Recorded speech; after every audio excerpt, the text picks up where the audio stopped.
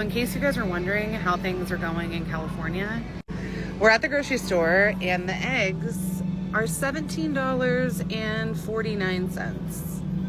I just got back from the grocery store and I went there to get blueberries.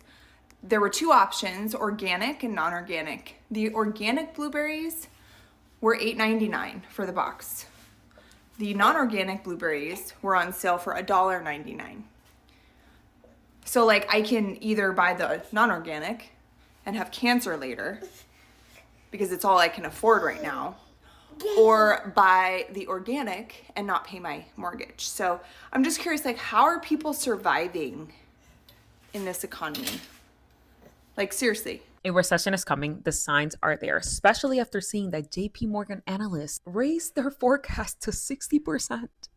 60%. And there are some things that you can do to prepare for what's coming. Number one, stop buying shit that you don't need. It is time to cut overconsumption and hold on and take care of the things that you already have. And if you do have to buy something, buy locally. Check Facebook Marketplace first. Take good care of the car that you currently have and keep up with the maintenance. Cut out unnecessary subscription services. Prioritize home cooked meals instead of going out. It is healthier for you anyways. You can start by starting a menu, a meal plan every Sunday that tells you exactly what you're going to cook every day, and then buy your groceries according to that. Focus on buying only what is absolutely necessary. Everything else can wait, and you probably don't need any more junk anyways. Clean your house so you're more comfortable staying home. Make your coffee at home. There are so many amazing and easy recipes that are so much better and healthier for you than that $7 coffee that you keep buying. Download a library card app. There are hundreds of free ebooks that you can read. Simplify your skincare routine. According to my dermatologist, all you need is prescription tretinoin, a good moisturizer, and a good SPF. You don't need a 5 to 10 step skincare routine. Join local buy nothing groups on Facebook. Plus, it's a good way to declutter your house and help someone else in need. Remind yourself that you don't need new decoration for every single holiday. I know Easter is coming up. Reuse the bunnies, reuse the Easter egg. You don't need a new bunny centerpiece every single Easter. If you're someone who gets dopamine from online shopping, apply a policy to yourself in which you wait 3 days before you check out of your cart. So you have to keep the things that are in your online cart for a minimum of 3 days. When you come back to it, 9 times out of 10, you're going to have changed your mind about a few things, or you will have realized that you need none of it because the clothes that you already have is good enough. Delete all the shopping apps from your phone and start downloading couponing apps. These are apps that help you save money on groceries and everyday essentials. Find other ways to get dopamine, like exercising. You can work out at home, you can go on a walk. Online shopping or shopping in stores for unnecessary stuff is done. Groom your own pets, do your own nails, buy in bulk when things are in sale. Stop giving into consumerism and focus on paying off debt instead of creating more debt. And if you've already paid off all your debt, use your disposable income to put it into a saving, preferably a high yield savings. And if you think you have money and disposable income, no, you don't. Pretend that you don't. That's what I do. I paid off all my debt and I pretend and live like if I'm broke. And that mindset is what has helped me build a really good savings. This is also a good time to have multiple sources of income. And remember that everyone is paying the price. You are not alone. I'm about to show you $10 worth of groceries in America. Bread and eggs, $4.79 and $4.70 something or another. $10 for bread and eggs. Good job. I don't want to trigger anyone by talking about this, but like, how much money are we spending on groceries a month? I just went over our budget for last month, and our family of 4 spent $1,200 on groceries. And like, yes, that does include like household items like toilet paper, paper towels, like household items, but $1,200. We're not eating all organic. We're not eating like anything out of the ordinary. Just like a normal American diet. Like when did this happen?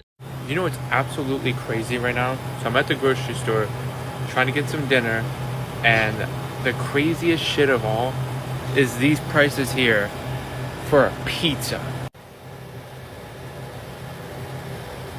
$9.95 for one pizza. If you have $10, you only get one item. Eat just a pizza, that's it? No fries? None of those None of these? No fries? Like, I don't know what you're doing, Donald Trump, but maybe quit eating Big Macs and fish fillets and all the Diet Coke, and maybe lower the grocery prices so we can afford to eat. If you live on the West Coast, I have a question for you, and my question is real simple. Are y'all okay? Because your cost of living is like literally dystopian. And I'm from here. We moved away. Grew up in Southern Oregon, Northern California, and I'm aware that like our cost of living has always been a little bit higher than other places, especially fuel. But I'm telling you right now, your cost of living is literally diabolical.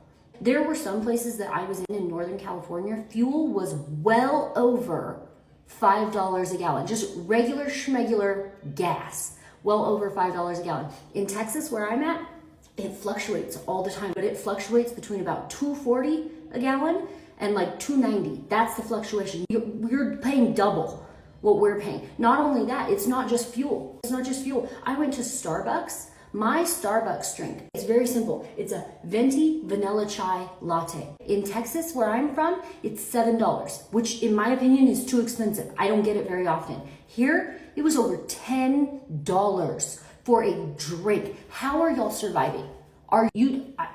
How are you doing this? Why is he lying about the price of eggs? Does he know that we can see them? Also, gas, $1.98? Does he not know that we can see? What? Hold on, because I'm not crazy. Right.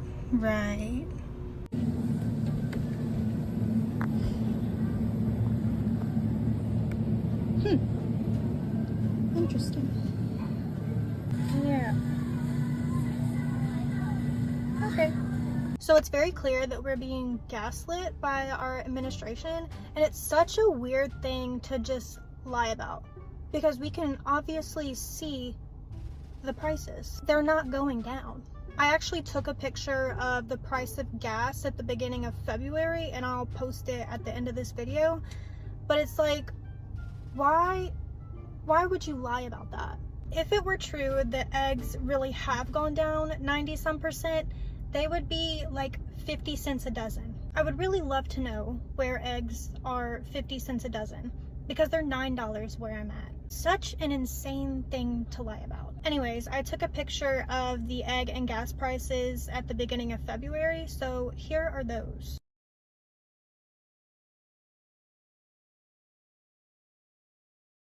Just in case you haven't been told today, you cannot budget your way out of poverty. Something that comes from a cow's titty is $8. Something that comes out of a chicken scooter is $5. All right. You are not the problem. The problem is price gouging and capitalism, babes. You can budget all you want to, but you cannot make a square peg fit in a round hole. For example, if your rent is too damn high, which a lot of people's rent is way too damn high. I'm talking about they ain't upgraded nothing, but still want to charge you extra $400, $500 a month when it comes to renew your lease, and you ain't got it, you're not going to be able to budget your way into having that extra $400 or $500. Okay, if your grocery bill used to be $200 and things are 2 times 3 times the cost they used to be a year, 2 years, 3 years, 4 years ago, 5 years ago, babes, you don't have that extra money in the budget, because it is not like a lot of us are getting raises or bonuses that are so significant to cover the increased cost of living. Now, does budgeting help you know and be more knowledgeable about your finances? Yes, but budgeting is not going to help you come up with an extra $1,000. Capitalism is the problem. Price gouging is